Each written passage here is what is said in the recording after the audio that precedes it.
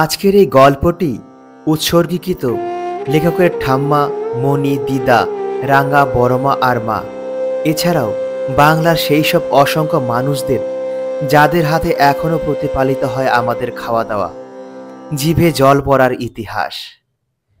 নমস্কার বন্ধুরা, গল্পের জগতে আপনাদের সবাইকে স্বাগত। আজ কল্লোল লাহিড়ী রচিত ইন্দুবালা ভাতের হোটেল আপনাদের সামনে পাঠ করতে চলেছি। তো আসুন শুনে নেওয়া যাক আজকের গল্প ইন্দুবালা ভাতের হোটেল। জানলার কাছে বসন্তের নরম রোদে সার দিয়ে সাজানো আছে কাচের বড় বড় বয়াম। মুখগুলো ঢাকা আছে পরিষ্কার সাদা কাপড়ের ফেটটিতে। বয়ামগুলোকে বাইরে থেকে দেখলে বোঝা যায় না তার মধ্যে কি রসদ লুকিয়ে আছে, কিন্তু যারা এই বাড়িতে রোজ ভাত খেতে আসে তারা ঠিক জানে।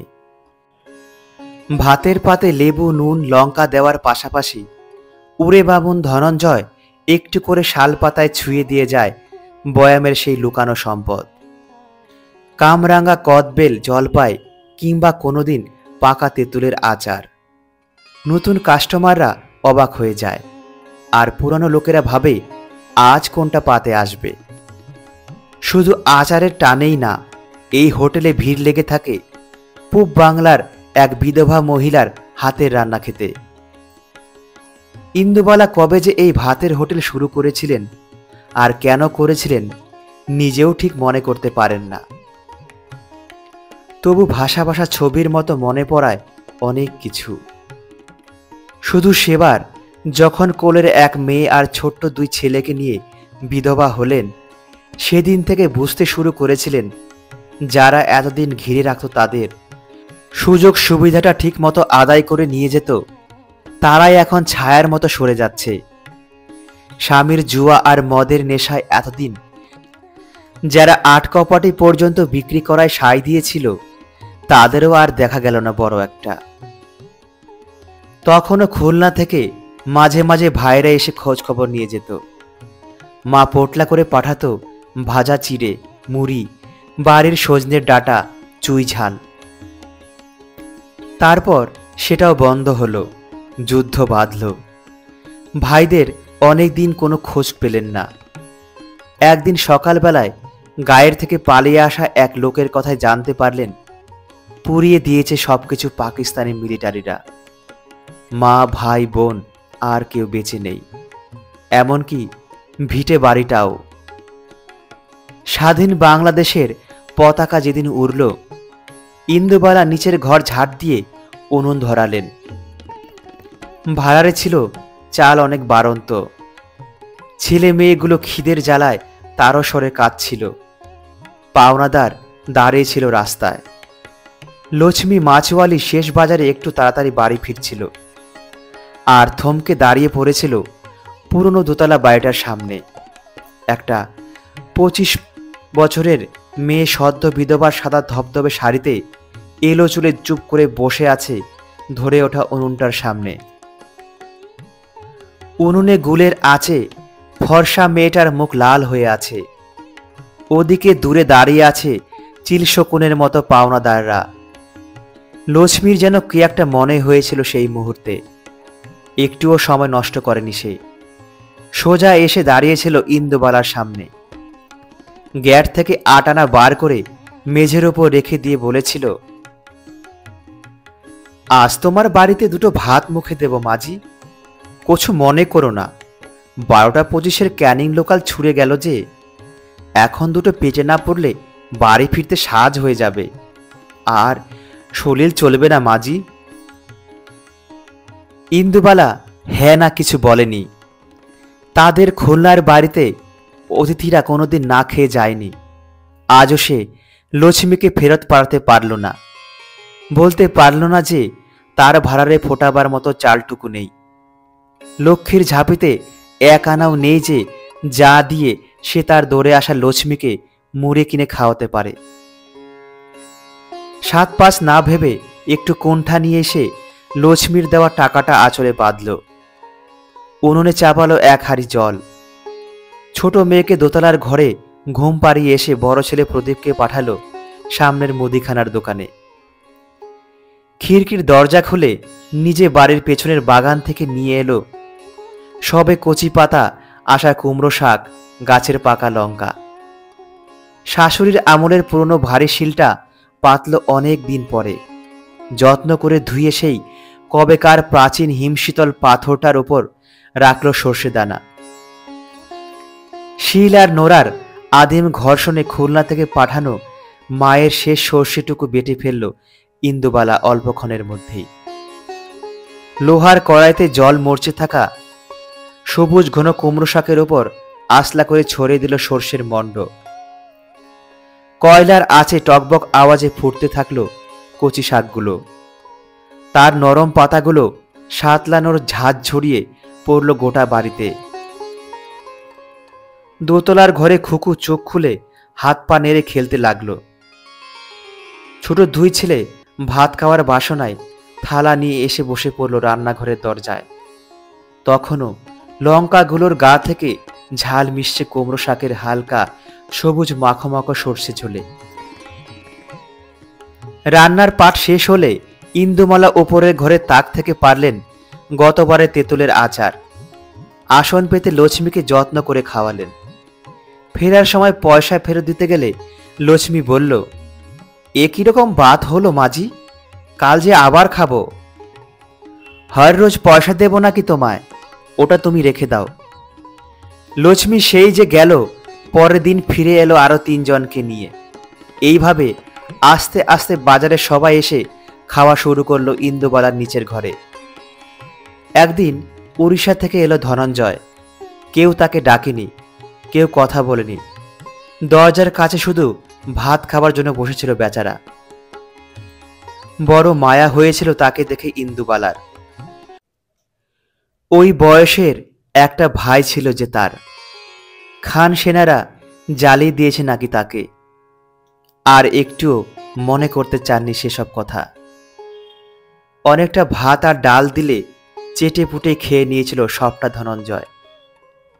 ছেলেদের খাইয়ে মেয়েকে ঘুম পাড়িয়ে রান্নাঘর পরিষ্কার করতে এসে ইন্দুবালা দেখেছিলেন সবকিছু সাফসুতরো, থালাবাটি ধোয়া, এমনকি মাটির উনুনটা পর্যন্ত সুন্দর করে লেপা।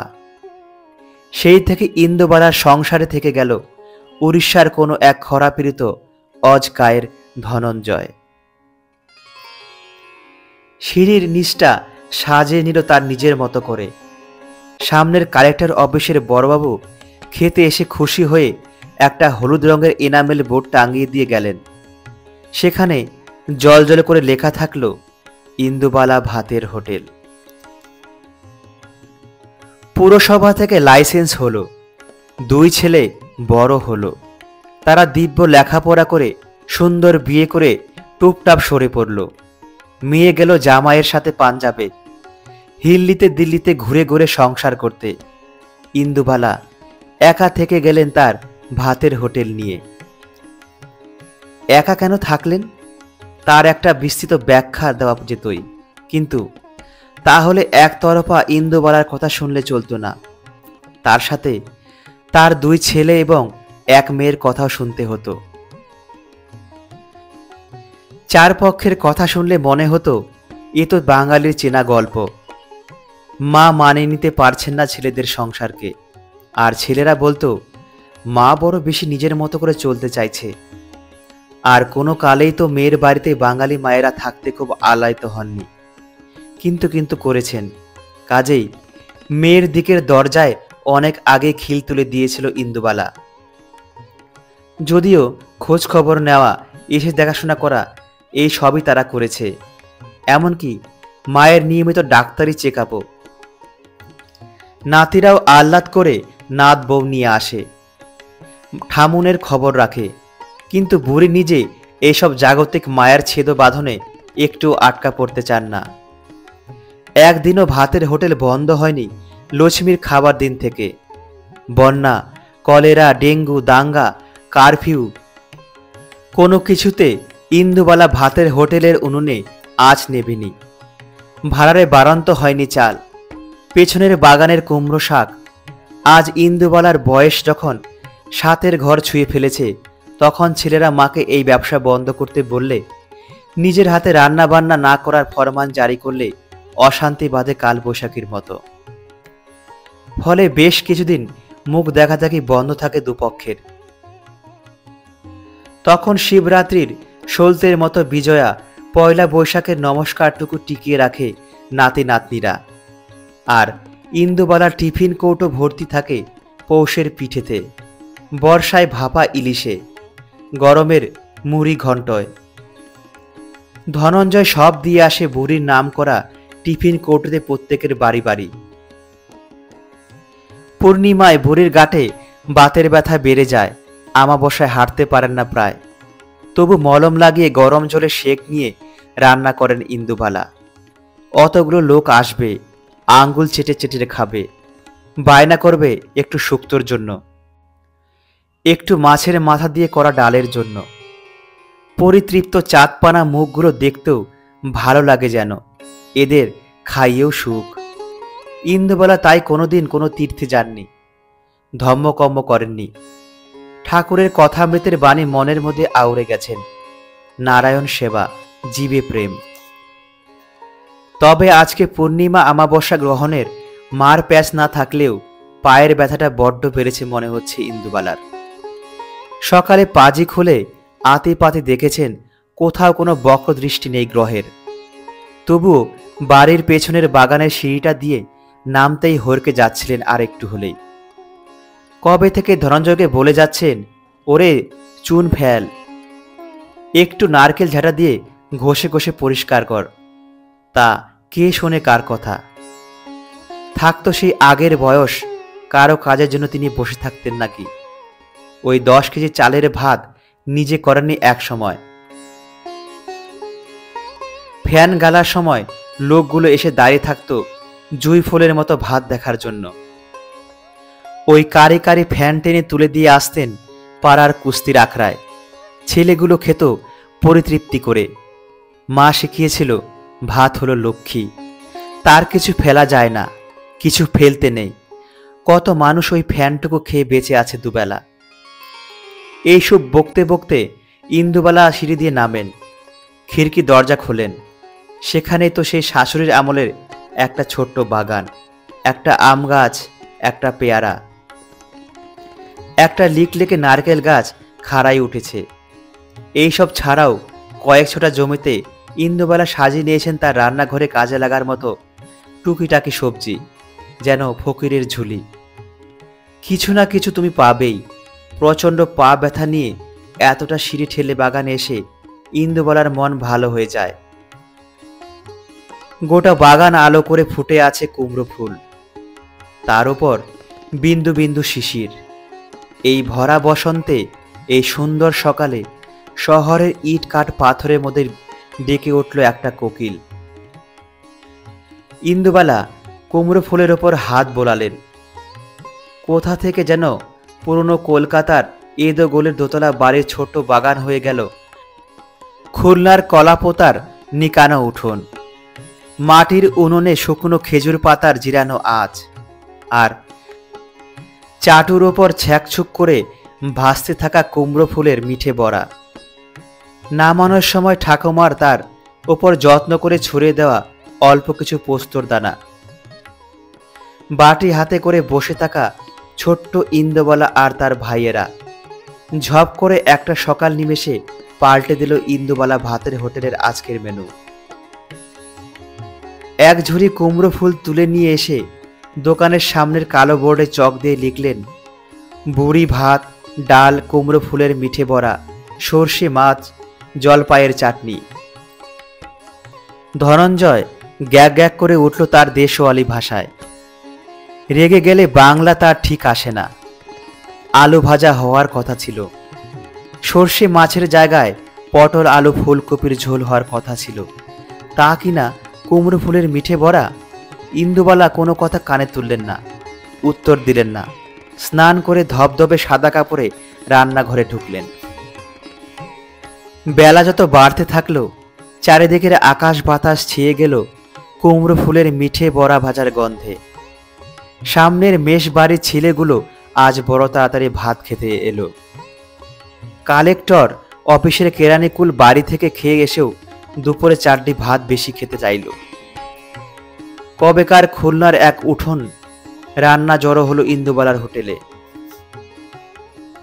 সবার খাওয়ার তারিফ যখন তিনি রান্নাঘরের মধ্যে থেকে পাচ্ছিলেন, ছেলে ছোকরাগুলো দিদা বলে এসে যখন জড়িয়ে ধরে আদর করে চলে যাচ্ছিল, ঠিক তখনই তার সেই পরন্ত বেলার হোটেলের সামনে এসে দাঁড়ালো একটি ক্যাব। নেমে এলো যে মেয়েটি, সেও প্রায় বছর 10 পরে ফিরছে কলকাতায়। আর তারও বছর 10 পরে এই ইন্দুবালা ভাতের হোটেলে। মেয়েটির ছোট করে কাটা চুল, মেয়েটির হাবভাব, মেয়েটির পোশাক, তার বিদেশি লাগেজ কাস্টমারের ভাত খাওয়ার ছন্দপতন ঘটায়। সবাই হা করে তাকিয়ে থাকে অবাক হয়ে। এই সময়ে এই ছেনমিত্তির লেনে পরি এলো কোথা থেকে। মেয়েটি শটান গটমট করে এগিয়ে আসে, চোখের রোদ চশমাটা মাথার ওপর তোলে। হেলে যাওয়া খয়াটে এনামুলের বোর্ডে ইন্দুবালা ভাতের হোটেল তার আমেরিকার প্রবাস জীবনে হারিয়ে যাওয়া বর্ণ পরিচয়ে পড়তে অসুবিধা হয় না। দরজার সামনে এক ঘর লোকের মধ্যে অস্ফুট স্বরে ডাকে, ঠাম্মি। ইন্দুবালা তখন যত্ন করে শেষ কুমড়ো ফুলের বড়াটা ভাজছিলেন চাটুর ওপর। অনেক দিনে হারিয়ে যাওয়া কণ্ঠস্বরে ঘুরে তাকান। তার হাতে বেসনের প্রলেপ, কপালে উনুনের আঁচের বিন্দু বিন্দু ঘাম। সোনালি ফ্রেমে চশমাটা একটু ঠিক করে এগিয়ে আসেন। ভালো করে দেখেন এক পশলা রোদ ঢাকা রান্নাঘরে মেয়েটার মুখটাকে। নয়ন না? জড়িয়ে ধরে সুনয়নী তার ঠাম্মিকে। কোনো শব্দ যেন আর বেরোতে চায় না তার গলা থেকে। শুধু ফোপানো কান্নায় বোঝা যায় ভাঙা ভাঙা কথা, আমায় একটু তোমার কাছে থাকতে দেবে ঠাম্মি। ইন্দুবালা কানকে যেন বিশ্বাস করতে পারেন না। তার বড় ছেলের এই মেয়েটি ঠিক তার মতোই, এক রোখা, কারো কথা না শুনে, কাউকে তোয়াক্কা না করে কলেজ টপকে চলে গিয়েছিল বাইরে। কোনো এক বিদেশিকে বিয়েও করেছিল মনে হয়। তারপর আর কেউ খবর রাখেনি। মেয়েটা যে এই বাড়ির কেউ ছিল, এই বাড়ির কেউ হয়, সে কথা যেন ভুলে গিয়েছিল সবাই। শুধু নতুন বছরে একটু করে কার্ড আসতো ইন্দুবালার কাছে, ফুল, লতা পাতা, সূর্য দেওয়া। ইংরেজিতে লেখা থাকতো অনেক কিছু। ইন্দুবালা ওগুলো পড়তে পারতেন না, সাজিয়ে রেখে দিতেন দেওয়ালে। সেই নয়ন। আমাকে ভুলে যাওনি তো ঠাম্মি? সবাই ভুলে গেছে আমাকে, বাবা, ভাই, কাকু, পিসি, সবাই। ইন্দুবালা নাতনির থুতনি ধরে চুমু খান, তাকে শান্ত হয়ে বসতে বলেন রান্নাঘরের ছোট্ট টুলটায়। সামনের টেবিলে শাল পাতায় থালায় নিজে হাতে ভাত বাড়েন, মাটির গ্লাসে জল দেন। আমার ঠাকুমা কি বলতো জানিস নয়ন? দুপুরের অতিথি হলো মেঘনা চাইতে জল। তাকে পেট পুরে না খাওয়ালে গৃহস্থের অমঙ্গল হবে। মাঠ ভরা ধান হবে না, গোলা ভরা ফসল উঠবে না, মা লক্ষ্মী বিরূপ হবেন, ভিটে মাটি ছাড়া করবেন। সুনয়নী ডুকরে কেঁদে ওঠে। তার যে ভিটে মাটি কিছু নেই আর, সব গেছে। ইন্দুবালা মেয়ের মাথায় হাত বোলান। মিষ্টি কুমড়ো ফুলের বড়া মুখের সামনে ধরে বলেন, দেখ তো দিদি ভাই, মনে পড়ে কিনা কিছু। সুনয়নীর কিছু মনে পড়ল কিনা বোঝা যায় না। তখন সে তার সদ্য ছেড়ে আসা স্প্যানিশ বয়ফ্রেন্ডের বিশ্বাসঘাতকতায় ব্যাকুল। কিন্তু ইন্দুবালার মনে পড়ল সুনয়নীর জন্ম হয়েছিল এমনই এক ঝলমলে দুপুরে। সেদিন ছিল বাসন্তী পুজো। তিনি সারাদিন উপোস করেছিলেন। বাটিতে ভেজানো ছিল নতুন ছোলা, কুমড়োগুলো ডুমো ডুমো করে কাটা ছিল। দয়া গোয়ালিনী দিয়ে গিয়েছিল বাড়িতে পাতা ঘি। ইচ্ছে ছিল কুমড়োর ছক্কার আধার। সেদিনও এমন বিকেল হয়েছিল সবকিছু সারতে। বাড়িতে পাতা ঘি আর হিঙের গন্ধ ওঠা কুমড়োর ছক্কায় সারা বাড়ি যখন মোমো করছে, তখনই খবরটা এলো হসপিটাল থেকে। বাড়িতে কতদিন পর নতুন লোক এলো। নাতনির টানা টানা চোখ দেখে ভেবেছিলেন সত্যি ঠাম্মাই ফিরে এসেছেন বুঝি। খুলনার কলাপোতার বাড়ির সব মায়াটুক নিয়ে। চোখ চিকচিক করে উঠেছিল ইন্দুবালার। বড় আদর করে নাম রেখেছিলেন নাতনির, সুনয়নী। সন্ধ্যাবেলা ধনঞ্জয় হোটেলে ধূপ দেখাতে এসে দেখল কালো বোর্ডে লেখা আছে রাতের মেনু। রুটি, কুমড়োর ছক্কা, সিমাইয়ের পায়েস। ধনঞ্জয় আবার খিটখিট করতে পারত বুড়ির মেনু চেঞ্জ করার জন্য, কিন্তু আজ সে টু শব্দটি করল না, বরং বটিটা নিয়ে ইয়া বড় একটা কুমড়ো কাটতে বসল। আর কেউ না জানুক, সে জানে বড় নাতনি সুনয়নী চলে যাবার পর থেকে আর একদিনও এই বাড়িতে কুমড়োর ছক্কা রান্না করেননি ইন্দুবালা। শুনছিলেন কল্লোল লাহিড়ী রচিত ইন্দুবালা ভাতের হোটেল। পরবর্তী অংশ শুনতে ইন্দুবালা ভাতের হোটেল দ্বিতীয় পর্ব দেখুন। আমাদের চ্যানেলের গল্প আপনাদের ভালো লেগে থাকলে অবশ্যই লাইক, কমেন্ট, শেয়ার এবং সাবস্ক্রাইব করে আমাদের সঙ্গে থাকবেন। দেখা হচ্ছে পরের কোনো ভিডিওতে। ততক্ষণ সবাই ভালো থাকবেন, সুস্থ থাকবেন।